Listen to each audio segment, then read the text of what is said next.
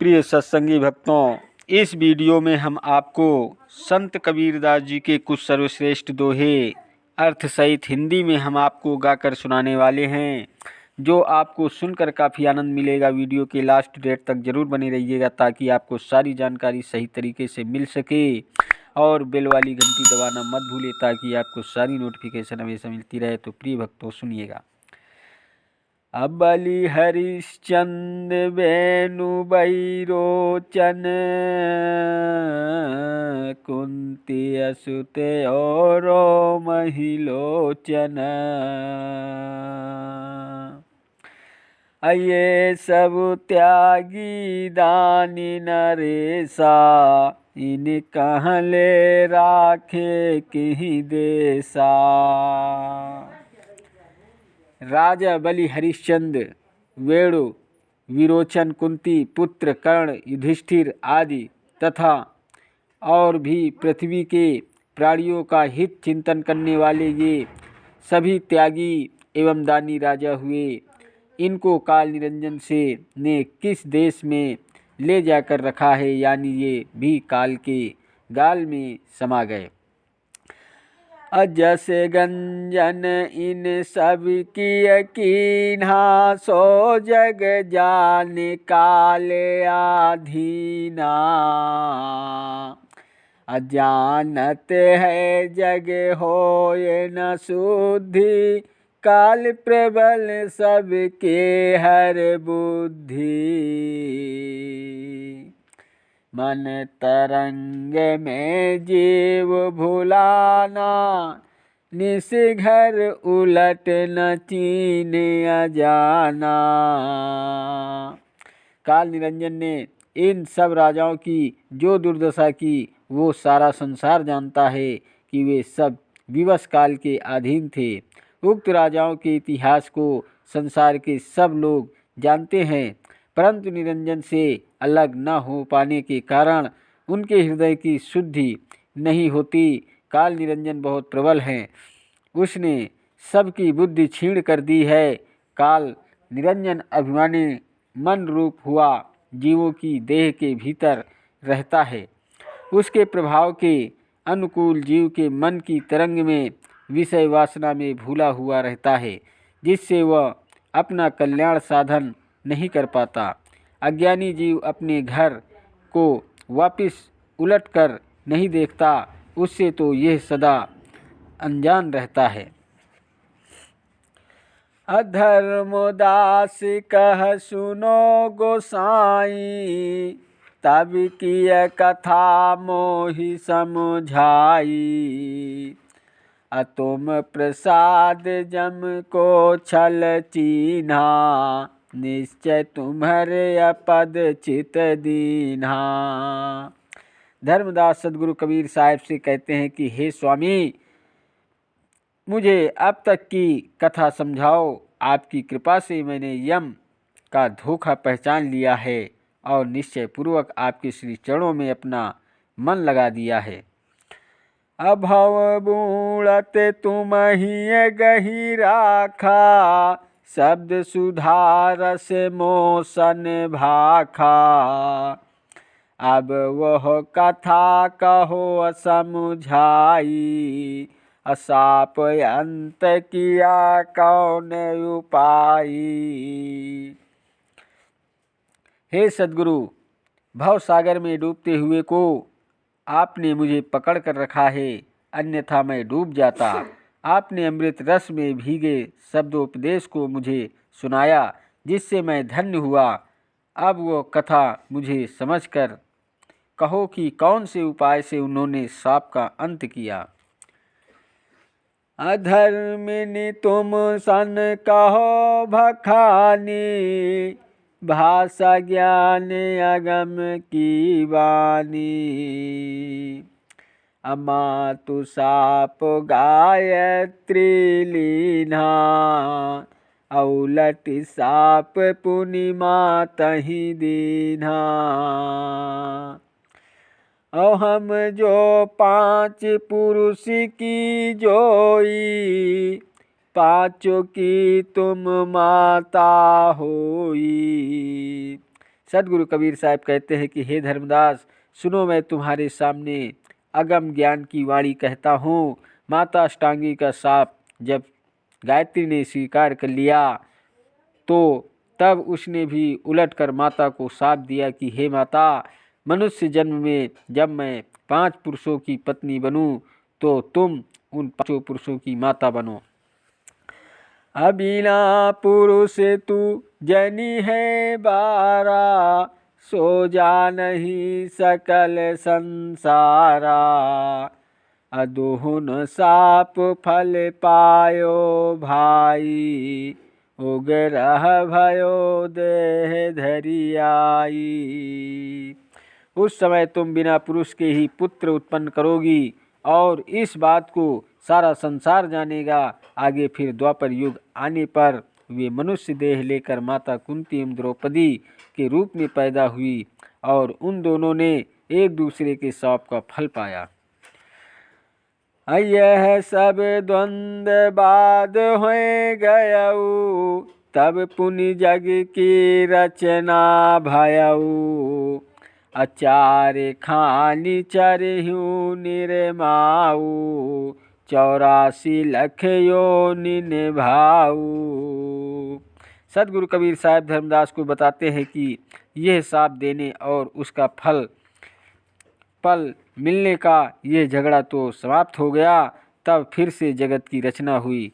ब्रह्मा, विष्णु, महेश और अष्टांगी इन चारों ने अंडज, पिंडज, उष्मज और स्थावर 4 खानियों को उत्पन्न किया। फिर 4 खानियों के अंतर्गत भिन्न भिन्न स्वभाव की 84 लाख योनियां उत्पन्न की। अप्रथम अंडज रच्यो जननी, चतुर्मुख पिंडज कियो। अविष्णु ऊष्मज रच्यो, तबहि रुद्र अस्थावर लियो। अलीढ़ चीज ही खानी चारो, जेव बंधन दीन हो। होने लगी कृषि कारण, करण करता चीन हो। पहले अष्टांगी ने अंडज खानी की रचना की। चतुर्मुख ब्रह्मा ने पिंडज खानी रचे। फिर विष्णु ने उष्मज खानी की रचना की और फिर रुद्र ने स्थावर जड़ प्रकृति, वृक्ष, फूल, घास, बेल आदि खानी की रचना रची। इस तरह से चारों खानियों को उन चारों ने रच दिया और उसमें जीव बंधन में डाल दिया। फिर पृथ्वी पर खेती होने लगी तथा समय अनुसार लोग कारण और कर्ता को समझने लगे।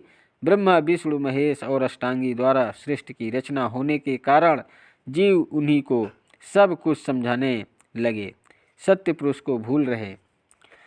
यह विधि चारों खानी, चारहु रचि विस्तार किए।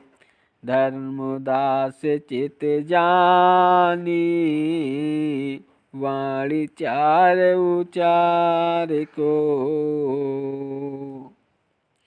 इस प्रकार चारों खानियों को चारों ने रचकर उनका सब और विस्तार कर दिया। इन चारों खानियों को बोलने के लिए 4 प्रकार की वाणी दी। सदगुरु कबीर साहब कहते हैं कि हे धर्मदास, ये सब चित्त लगाकर अच्छी तरह समझो। अधर्मनि कहे जोर युग पानी, तुम सतगुरु यह कहो बखानी। 4 खानी की उत्पत्ति भाऊ, भिन्न भिन्न मुहि मरण सुनाओ। धर्मदास जी दोनों हाथ जोड़कर कहते हैं कि हे सदगुरु, आप यह वर्णन करके कहो जिन 4 खानी की उत्पत्ति हुई उनका अलग अलग वर्णन करके मुझे सुनाओ। 84 लाख योनि धारा, कौन योनि के तिक विस्तारा। 84 लाख योनियों की विकराल धाराएं हैं, उनमें से किस योनि का कितना विस्तार हुआ। कहे कबीर सुन धर्म निबानी, योनि भाव तो ही कहो भखानी। अभिन्न भिन्न सब कहूँ समझाऊँ, तुमसे अंत न कछु दुराऊँ। तुम जन शंका मानहु भाई, वचन हमारे गहो चित लाई। सदगुरु कबीर साहब कहते हैं कि हे धर्मदास, मेरी वाणी को सुनो। मैं तुम्हें योनि भाव का वर्णन कर कहता हूँ, सब अलग अलग कहकर समझाता हूँ, और अंत तक में मैं तुमसे कुछ नहीं छिपाऊंगा। हे भाई, तुम अपने मन में कोई शंका मत पालो तथा मेरे वचन को मन लगाकर ग्रहण करो। 9 लाख जल के जीव बखानी, 14 लाख पक्षी परवानी। अक्रमी कीट 27 लाखा, 30 लाख अस्थावर भाखा। चतुर लक्ष्य मानुष परमाना, मानुष देह परम पद जाना। 84 लाख योनियों में 9 लाख जल के जीव बताए जाते हैं और 14 लाख पक्षियों का प्रमाण है। कृमि कीट, उड़ने रेंगने वाले कीड़े आदि 27 लाख तथा 30 लाख स्थावर जो बेल वृक्ष फूल आदि हैं बताए गए हैं। 4 लाख मनुष्य योनि का प्रमाण है। सब योनियों में मनुष्य देह श्रेष्ठ है, क्योंकि इसी से परम पद मोक्ष को जाना समझना एवं पाया जा सकता है। मनुष्य योनि ज्ञान विचार से युक्त एवं साधन संपन्न है। और योनि परिचय नहीं पावे, कर्म बंध भव भटका खावे। मनुष्य योनि के अतिरिक्त और किसी योनि में मोक्ष का पद परमात्मा ज्ञान का परिचय नहीं पाया जा सकता, क्योंकि और योनि के जीव कर्म बंधन में बंधे हुए भटकते रहते हैं। मोह मोक्ष पद जानने पाने का उनके पास साधन नहीं है।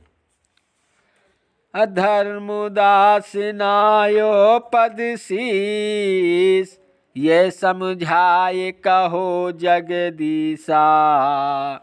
असकल योनि जीव एक समाना, अकिमि कारण नहीं एक सम ज्ञाना। असो चरित्र मोहि कहो बुझाई, जाते चित संशय मिट जाई।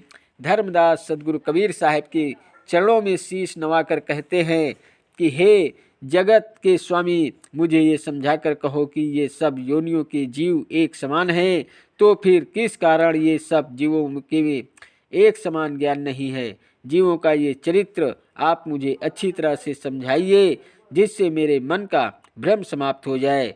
प्रिय दोस्तों, इसके आगे की कहानी हम आपको अगली वीडियो में बताएंगे। तब तक के लिए हमारे अगली वीडियो का इंतज़ार रखिएगा। प्रिय भक्तों, अगर वीडियो आपको पसंद आया हो तो वीडियो लाइक शेयर और सब्सक्राइब कीजिएगा। चैनल पर नए हैं तो बेल वाली घंटी दबाना मत भूलें, ताकि आपको इसी प्रकार की नोटिफिकेशन हमेशा मिलती रहे। धन्यवाद देता हूं आप सभी को, मेरा यूट्यूब वीडियो देखने वाले दर्शकों को। नमस्कार दोस्तों, जय हिंद, जय भारत, वंदे मातरम, वंदे मातरम।